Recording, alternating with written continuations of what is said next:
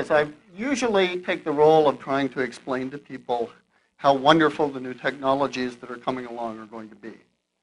And I thought that since I was among friends here, I would tell you what I really think. And try to look back and try to understand what is really going on here with these amazing jumps in technology. It seems so fast that we can barely keep on top of it. So I'm going to start out by showing just one very boring technology slide.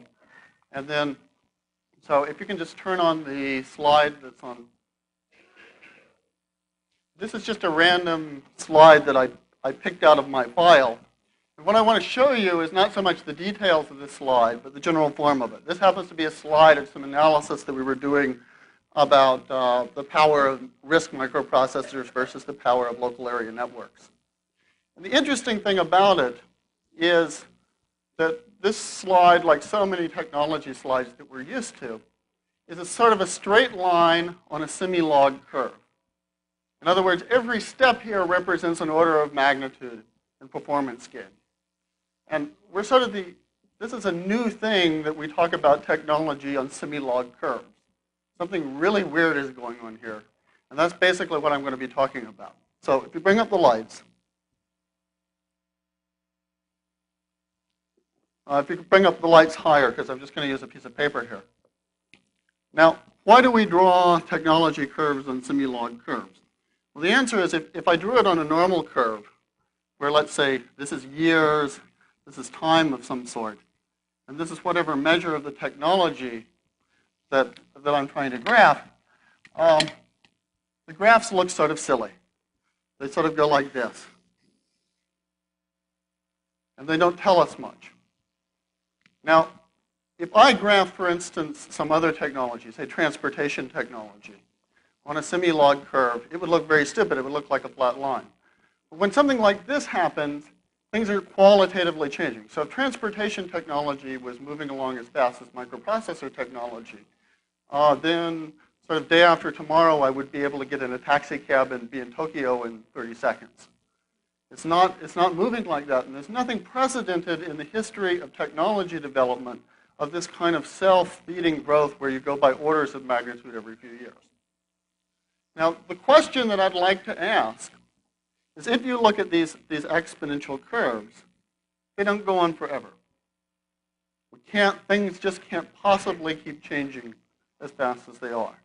One of two things is going to happen. Either it's going to turn into sort of classical S-curve, like this, until something totally different comes along. Or maybe it's going to do this. And that's about all it can do. Now, I'm an optimist, so I sort of think it's probably going to do something like that. If so, that means that what we're in the middle of right now is a transition. We're sort of on this line in a transition from the way that the world used to be to some new way that the world is. And so what I'm trying to ask, and what I've been asking myself, is what's this new way that the world is? What's that new state that the world is heading toward? Because the transition seems very, very confusing when we're right in the middle of it. Now, when I was a kid growing up, the future was kind of the year 2000, and people used to talk about what would happen in the year 2000. Now, here's a conference in which people talk about the future, and you notice that the future is still at about the year 2000. It's about as far as we go out. So in other words, the future has kind of been shrinking 1 year per year for my whole lifetime. Now, I think that the reason is because we all feel that something's happening there, that transition is happening. We can all sense it. And we know that it just doesn't make too much sense to think out 30, 50 years because everything's going to be so different that a simple extrapolation of what we're doing just doesn't make any sense at all. So what I would like to talk about is what that could be, what that transition could be that we're going through. Now, in order to do that, I'm going to have to talk about a bunch of stuff that really has nothing to do with technology and computers, because I think the only way to understand this is to really step back and take a long time scale look at things. So the time scale that I would like to look at this on is this time scale of life on Earth. So I think this this picture makes sense if you look at it a few billion years at a time. So if you go back about 2.5 billion years, the Earth was this big sterile hunk of rock with a lot of chemicals floating around on it. And if you look at the way that the chemicals got organized, we begin to get a pretty good idea of how they do it.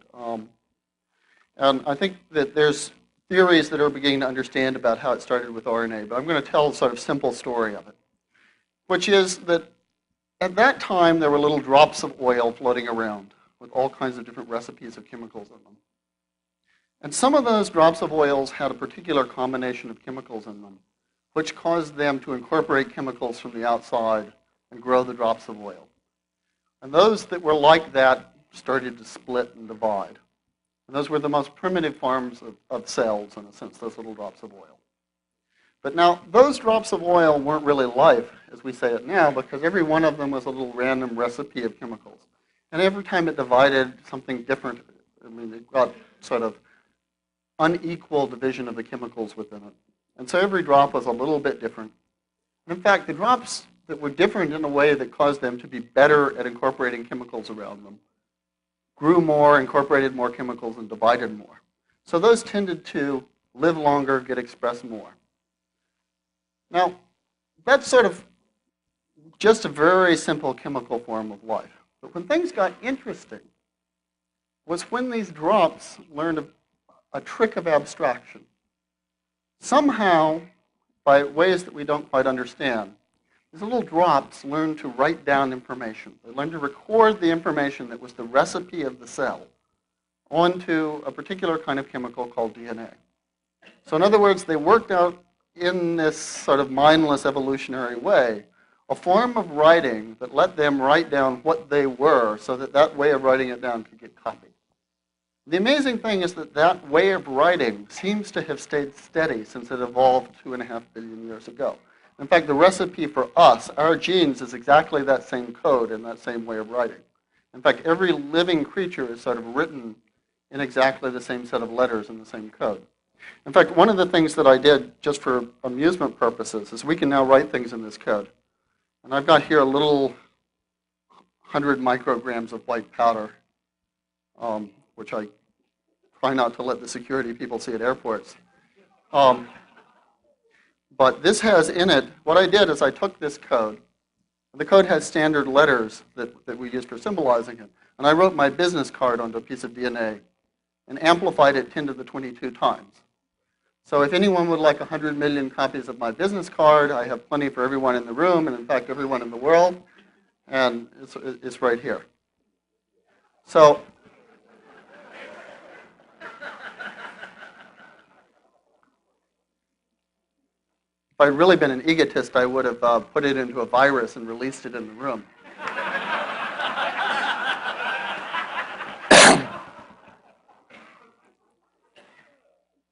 So what was the next step? Writing down the DNA was an interesting step.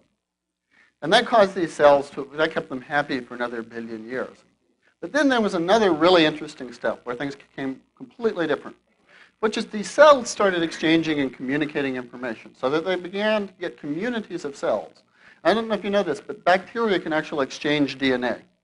That's why, for instance, antibiotic resistance has evolved. Some bacteria figured out how to stay away from penicillin, and it went around sort of trading its little DNA information with other bacteria, and now we have a lot of bacteria that are resistant to penicillin because bacteria communicate. Now, what this communication allowed was communities to form that, in some sense, were in the same boat together. They were synergistic. So they survived or they failed together, which means that if a community was very successful, all the individuals in that community were repeated more, and they were favored by evolution. Now, the transition point happened when these communities got so close that, in fact, they got together and decided to write down the whole recipe for the community together on one string of DNA. And so the next stage that's interesting in life took about another billion years.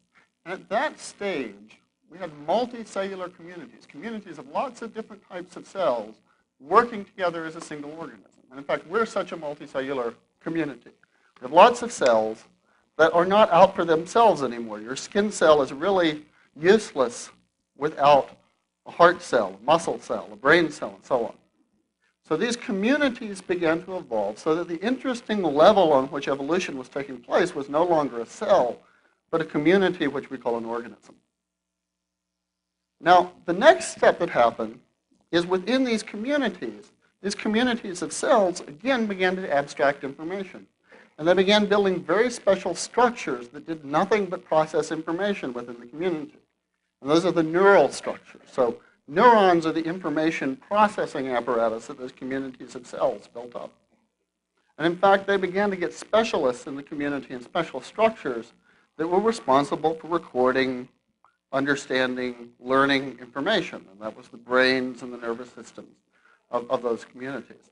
And that gave them an evolutionary advantage because at that point, an individual learning could happen within the time span of a single organism instead of over this evolutionary time span.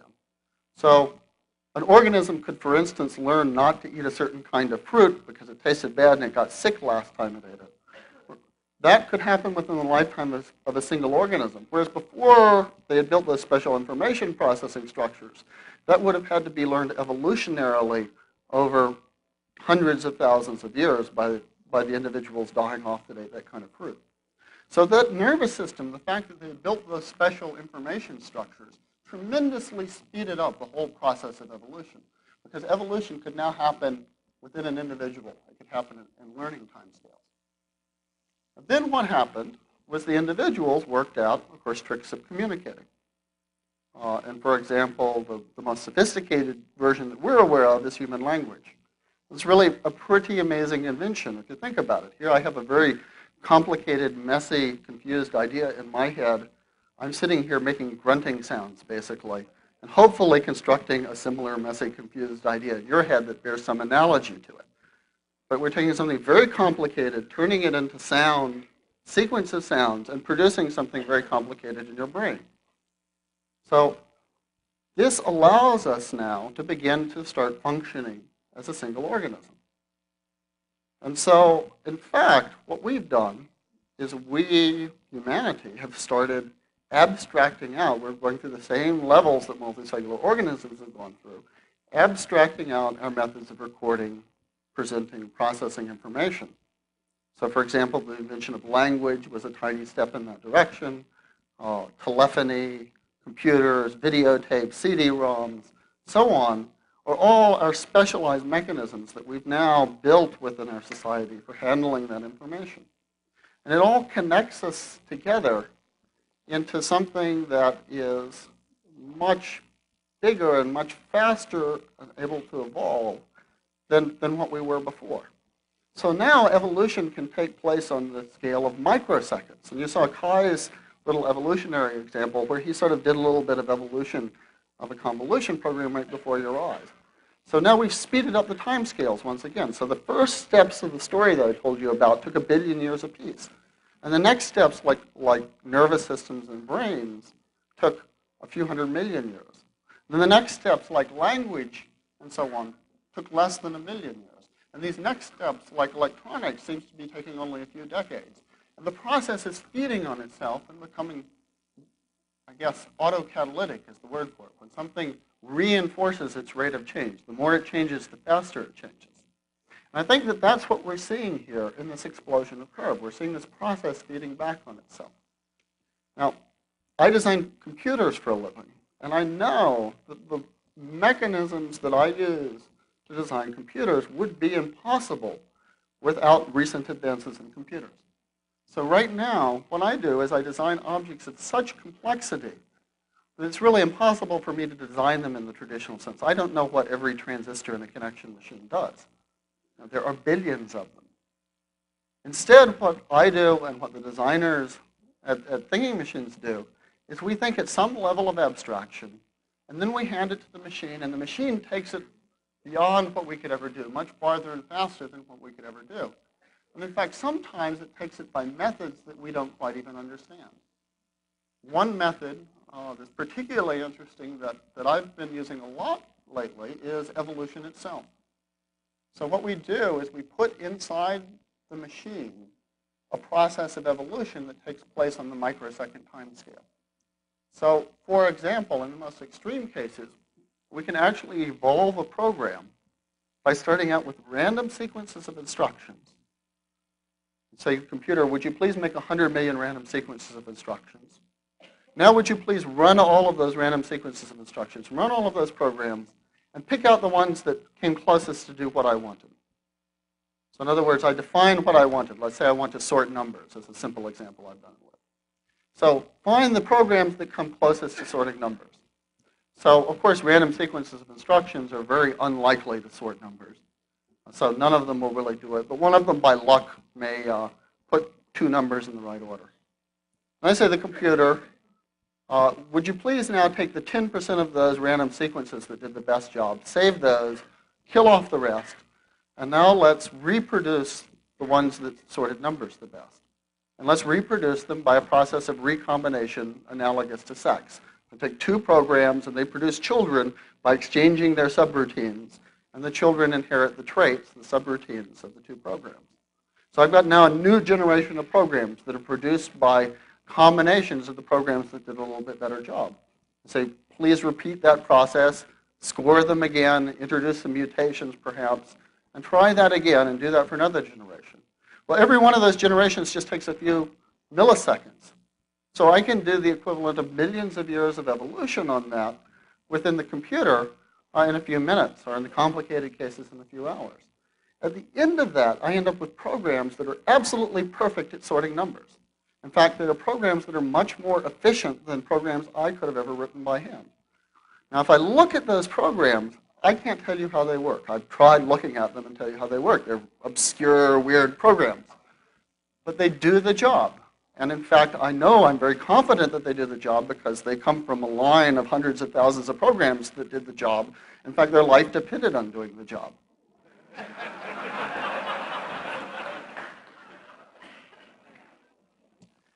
I was riding in a 747 with Marvin Minsky once, and he pulls out this card and he said, oh, look at this. It says, this plane has hundreds of thousands of tiny parts working together to make you a safe flight. Doesn't that make you feel confident? In fact, we know that the engineering process doesn't work very well when it gets complicated. So we're beginning to depend on computers to do a process that's very different than engineering. And it lets us produce things of much more complexity than normal engineering lets us produce. And yet we don't quite understand the objects of it. So in a sense, it's getting ahead of us.